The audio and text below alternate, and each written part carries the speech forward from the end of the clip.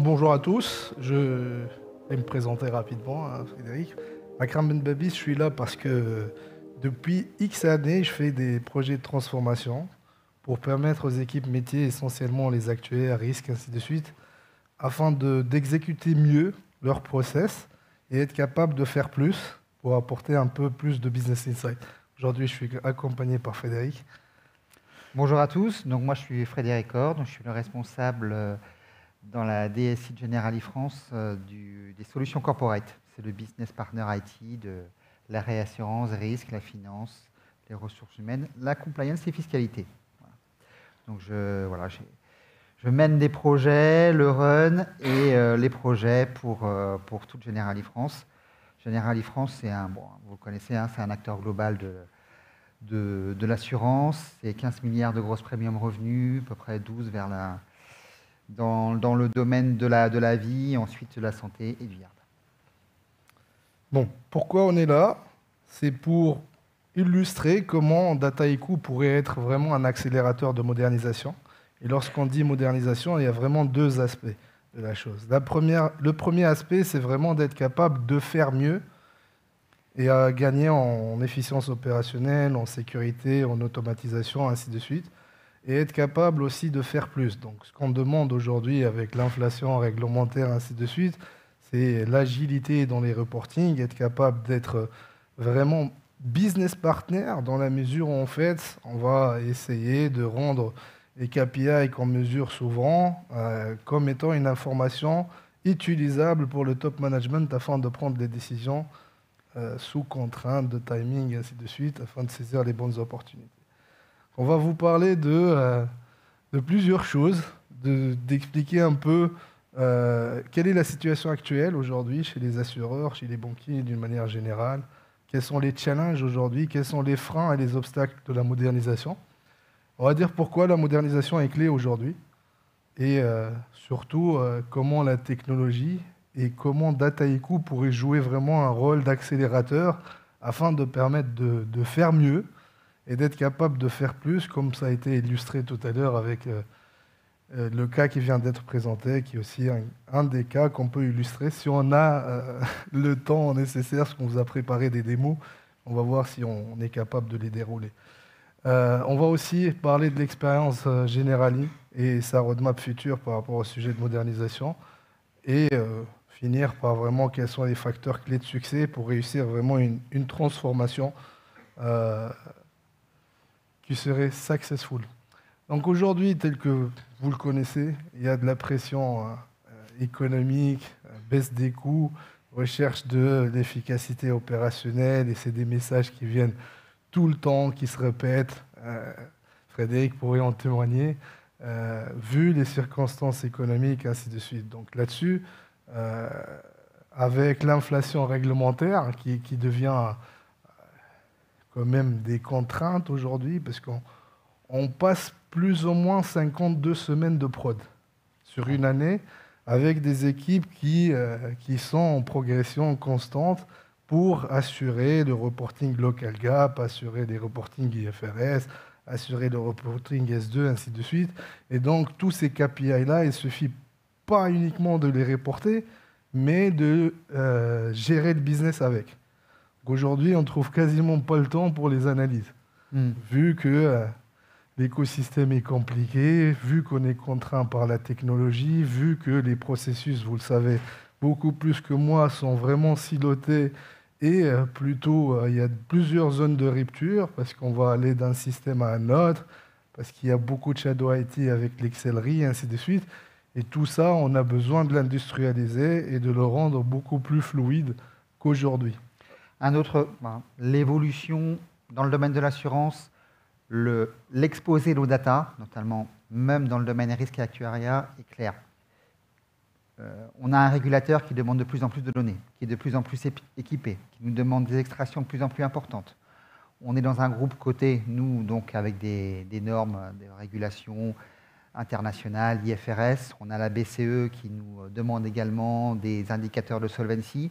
On envoie, à titre d'exemple, je le disais tout à l'heure, sur IFRS 17, 2 Tera de données par mois, rien qu'au groupe avec nos plateformes. De plus en plus d'indicateurs de calcul Donc c'est vrai que cette production de données est importante. Donc la rationalisation, l'efficacité, la productivité est claire. Donc voilà, c'est tout l'enjeu ici, hein, avoir une data de qualité et essayer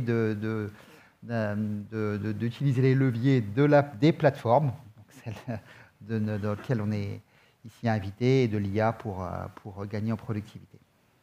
Il y a un élément aussi très important qui est indiqué à droite de la slide, qui est vraiment comment arriver en fait à accompagner les actuaires, mais pas uniquement la population en finance, risque, actuariat, à accompagner cette transformation. C'est parce que c'est avec eux et pour eux qu'on fait ça. Et en fait, ça nécessite carrément d'adopter la technologie comme étant un facteur clé pour réussir cette transformation. Donc la résistance au changement, elle existe. Et tout le monde est attaché à leur fichier Excel, à leur requête SAS, ainsi de suite. Demain, si on industrialise tout, il va falloir faire avec la nouvelle technologie, l'adopter, parce que ça ne va pas dans le sens de remplacement de TP, mais plutôt d'accompagner cette population-là pour faire plus que simplement produire des reportings. Donc, la question qui se pose, aujourd'hui, il y a quand même plusieurs vagues réglementaires qui se sont... Frédéric pourrait en témoigner, plusieurs projets. IFRS fait partie des derniers. Il y a aussi les reportings extra-comptables qui viennent, ainsi de suite. Donc, ça ne va pas s'arrêter. Ça ne va pas s'arrêter. Et le domaine de la finance et de l'actuariat est clé dans ce qu'on appelle les NFD, Non-Financial Disclosure. Vous savez, toutes ces normes, CSRD. En fait, la finance est le producteur de données. Et souvent, dans notre organisation, bon, c'est un choix, mais c'est eux qui ont l'habitude, l'industrialisation, de produire la donnée. Donc, tout passe en fait par eux au final, même s'il va capter les données maintenant non comptables, non financières, mais les comparer à des données qui parfois ces données-là sont non structurées, il faut les rendre structurées pour en déduire des KPI qui sont dans nos je crois qu'il y en a plus de 1000 à produire côté CSRD. Donc ça va du RH, des données de DNA, des données de CO2 de vos bâtiments et ainsi de suite. Donc aujourd'hui, pourquoi on se pose la question de modernisation? C'est effectivement pour faire mieux, mais pour que demain, on peut faire plus. Parce que si on reste dans la casquette de producteur de KPI, si on ne les analyse pas encore plus et qu'on ne donne pas de l'information tangible au business pour prendre la décision au bon moment, on va être useless dans l'organisation et va peut-être être dépassé par la technologie. Aujourd'hui, pourquoi en fait on croit que la modernisation devrait commencer?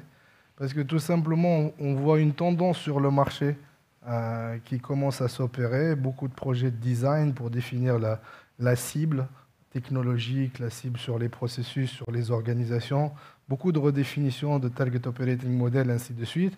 Mais tout ça, il est épaulé parce que la technologie est prête. On va parler beaucoup de Dataiku aujourd'hui, mais les technologies d'une manière générale, de sourcing de la data, de modélisation de la data, de workflow pour avoir quelque chose d'industriel de bout en bout, de l'IA, de l'Gen AI, du quantum computing peut-être demain, c'est des leviers de modernisation incroyables qui existent aujourd'hui. Et si on veut gagner de l'avantage concurrentiel demain, il faut adopter aujourd'hui ces technologies et les rendre opérables. Donc la technologie est vraiment prête. Il faut commencer par se fixer des convictions et vraiment une vision d'ensemble pour l'entreprise. Ce qui se passe souvent, et Frédéric pourrait en témoigner, c'est qu'on trouve plusieurs outils dans l'écosystème d'un assureur pour les mêmes fonctionnalités. Donc si je vous dis aujourd'hui, pour calculer simplement les réserves en local gap, vous allez trouver un outil pour la PNC, un autre outil pour la prévoyance, un autre outil pour l'épargne retraite. Et à la fin, on va se trouver avec plusieurs licences, des coûts d'infra énormes, ainsi de suite, alors que les algorithmes derrière pourraient être hébergés dans une plateforme de modélisation nouvelle génération. Et ça permet de fluidifier les workflows, faire une massification de la technologie autour d'une architecture qui est beaucoup plus rationnelle qu'avant. Et aussi, un point qui est le dernier point qui est là, qui m'est cher, c'est empowering people. En fait, aussi de créer une communauté autour d'outils, d'usages, et ne pas les siloter parce qu'on a les barrières des outils. Donc de plus en plus, Même lorsqu'on l'interviewe pour les recrutements, les personnes nous demandent quel outil vous utilisez, comment vous l'utilisez. Et si on est avec l'ancien monde, forcément, on a moins de chances de les attirer. Parce que c'est aussi l'outil, c'est les cas d'usage et comment on travaille. La démocratisation de la data, comme la personne tout à l'heure nous a fait le témoignage, et aussi de passer de moins en moins de temps sur des données, des tâches rébarbatives. Donc voilà, embaucher des actuaires pour faire des réconciliations Excel. Voilà, donc c'est l'ancien monde. Maintenant, je pense qu'il faut vraiment avoir la donnée propre et passer du temps sur l'analyse. Autrement, ils vont passer très très vite le chemin, ils ne vont pas rester.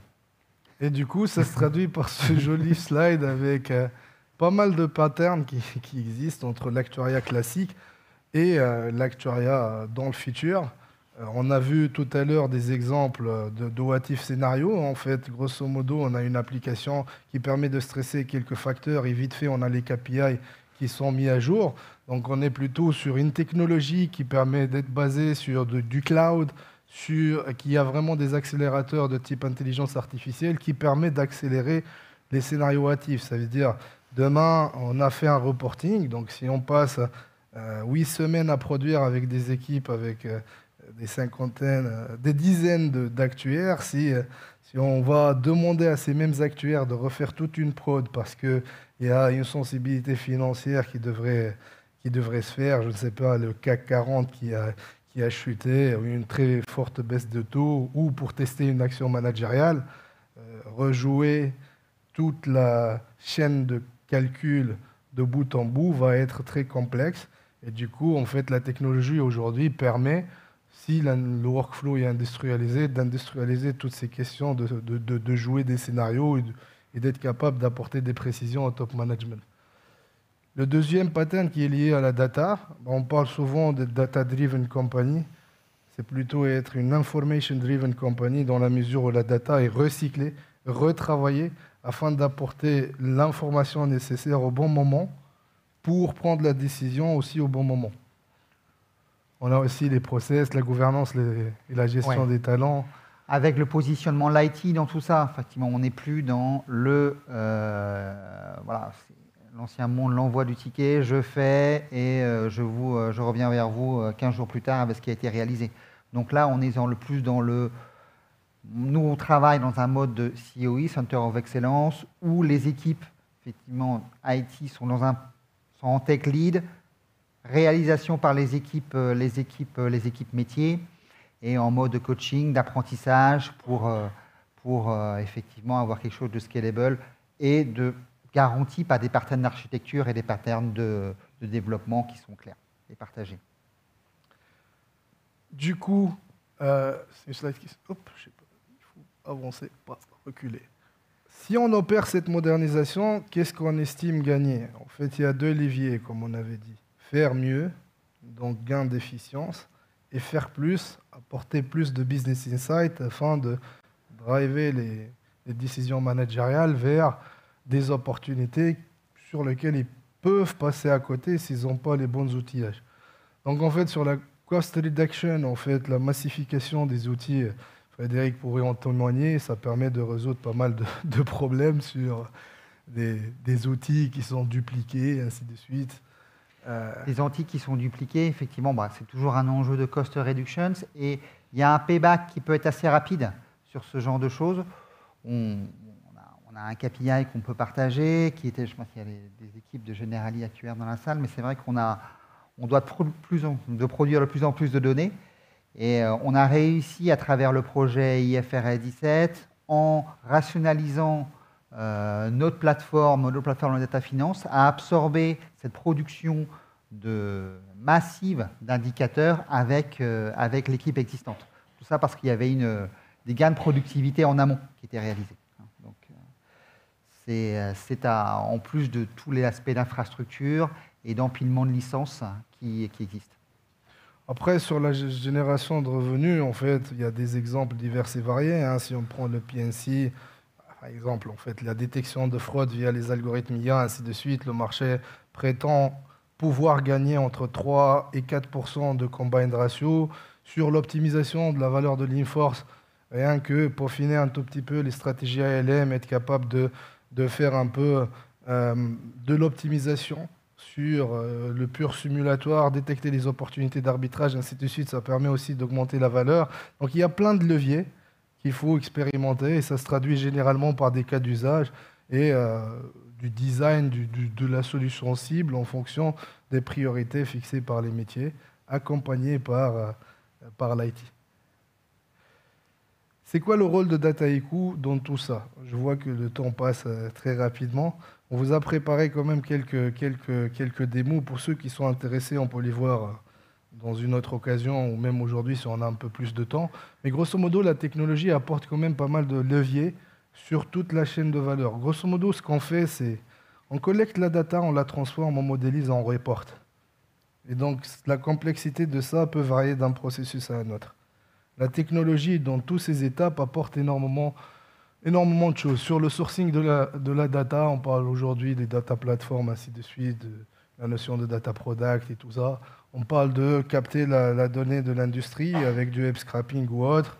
On parle vraiment de l'ETL no-code, et c'est là où il y a un avantage énorme de Dataiku par rapport à d'autres plateformes.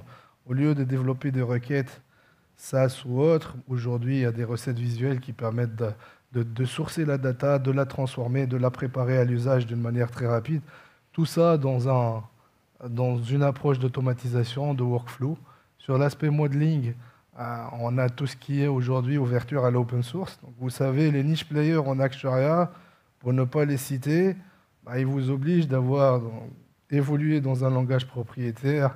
Donc pour coder, il faut avoir les skills derrière, ainsi de suite. Frédéric pourrait en témoigner.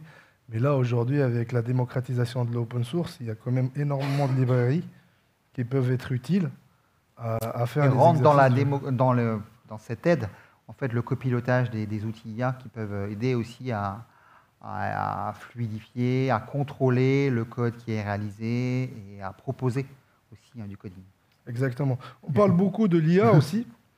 On n'attend pas des actuaires à être vraiment des data scientists, mais il faut qu'ils comprennent un peu l'usage de la data science pour les problématiques qu'ils gèrent, mais qu'ils se fassent aider par des plateformes qui démocratisent l'usage. Demain, je n'ai pas besoin de calibrer un LMM ou de faire un modèle de data science assez pertinent. L'idée, c'est vraiment de démocratiser l'usage et avec un Dataiku, lorsqu'on a les données bien nettoyées, plugger les modèles, les tester, comprendre est-ce qu'ils sont bons, pas bons, ainsi de suite, les mettre en concurrence, c'est des choses qui permettent d'accélérer l'analyse et d'apporter vraiment cet aspect purement fonctionnel et d'aide à la décision d'une manière très rapide. Après, sur l'aspect reporting, DataVis, on vient de le voir avec l'exemple, interagir avec le workflow en langage naturel, grosso modo, ça permet d'augmenter les actuaires d'une manière générale, parce qu'on sait que la documentation, on ne leur accorde pas énormément d'intérêt. Si on est capable d'industrialiser un workflow et de communiquer avec la machine pour comprendre qu'est-ce qu'il y a, comprendre l'écosystème dans sa globalité, ça permet d'accélérer la transfusion de savoir. Peut-être aller directement sur... Enfin, il y a des cas d'usage que je vais zapper parce que je vois l'heure défiler, mais plutôt en fait parler du contexte général. Voilà, pour parler de notre ambition côté Generali autour de l'usage data et de la plateforme Dataiku.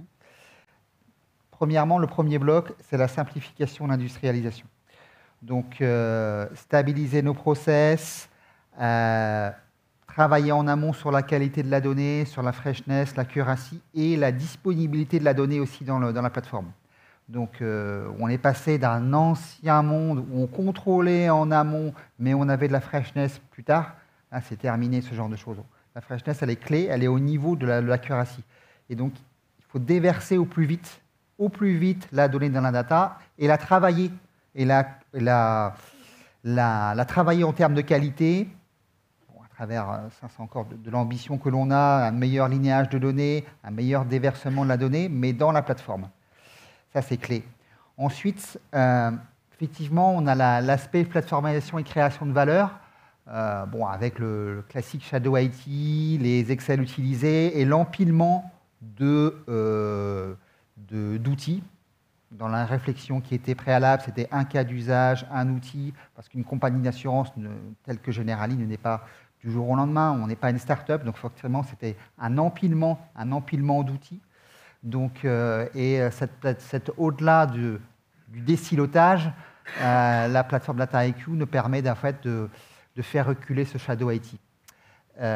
Et donc, on en a déjà parlé, côté le rôle de la DSI en Tech Business Partner pour donner la stratégie, la roadmap, qui est celle-là, en fait, avec une rationalisation du portefeuille applicatif, des cas d'usage sur une plateforme unique, mais avec des données contrôlées par Data Product, pour pouvoir que les équipes puissent produire leur modèle de données plus rapidement, plus facilement et mieux contrôlé. Donc, c'est une trajectoire qui va nous amener sur les 3 ans qui viennent. On a déjà une fondation avec la plateforme, on l'a désiloté, on a travaillé la qualité de la donnée. Il faut lever aussi qui permet d'utiliser les leviers de l'IA, du RPA, qu'on utilise déjà beaucoup de robots dans le cleansing. Et donc, juste pour revenir un tout petit peu à la slide des cas d'usage, pour vous dire un peu ce qu'on peut faire avec un DataIQ, on a pris différents exercices, grosso modo, que l'actuaire pourrait être amené à faire. Il y a un processus de production de Best Estimate S2 sur du business emprunteur qui était un peu chaotique avec de l'excellerie un peu partout, du Prophet au milieu et de l'excellerie en top et des transformations dans tous les sens, absence d'audit trail, ainsi de suite. Ce qui a été fait, c'est de repenser tout le processus, d'avoir le data sourcing, le data preparation, le cash flow projection pour détermination de BEL, y compris le modèle actuariel qu'on a basculé en open source, et on a créé aussi le reporting post-calcul actuariel dans la même plateforme pour avoir un workflow complètement industriel. Le gain qui a été apporté, c'est division par à peu près 8 du temps alloué au run, pas au run de point de vue cash flow, mais au processus calculatoire de bout en bout, et du coup, en fait, libération des actuaires pour faire beaucoup plus d'analyse, pour lancer plus de sensibilité, ainsi de suite. Sur le reserving P&C, aujourd'hui, en fait, il y a des niche players de type Rescue, de type autres, qui proposent en fait des outils prêts à l'usage avec des librairies pour faire les calculs des réserves. En fait, ce qui est sympa ici, c'est qu'on ne va pas prendre uniquement l'aspect calculatoire. C'est tout l'aspect préparation de la donnée, nettoyage de la donnée, l'aspect calculatoire, mais également l'aspect expert judgment. Si je calcule des coefficients, des facteurs, des patterns de sinistres, si je sais qu'il y a des anomalies dans les datas ou des points aberrants, ainsi de suite, je peux agir là-dessus. Ça permet d'avoir l'audit trail, je sais qui a agi, qui a changé, et je refais tourner mes calculs, et avec un clic-bouton, j'ai tout ce qu'il faut. Après, en fait, même sur le pricing et voire l'underwriting, donc du point de vue souscription dans son ensemble, le calcul de prix du risque, c'est vraiment une petite partie du processus de souscription. Et donc l'actuaire qui est très intéressé par monter les modèles, ainsi de suite derrière, il faut savoir que c'est une seule composante du prix. À la fin, en fait, vous allez avoir le prix commercial qui est quelque chose d'autre que le prix du risque. Et vient énormément de règles de gestion, énormément de règles managériales pour gérer tout ça. Voilà. Et ici, l'idée, c'était plutôt sur des produits collectifs, comment on peut optimiser le temps de go-to-market lorsqu'il s'agit de pricer ces deals. Vous savez que ça se passe au moins 2-3 semaines pour stabiliser le deal. Là, c'est vraiment dopé par l'intelligence artificielle, comment on peut accélérer ça. Pour ceux qui sont intéressés, on va arrêter là. Si vous avez besoin de voir ces choses avec du détail, avec des démos en live sur les applicatifs DataIQ, n'hésitez pas à nous contacter. Merci.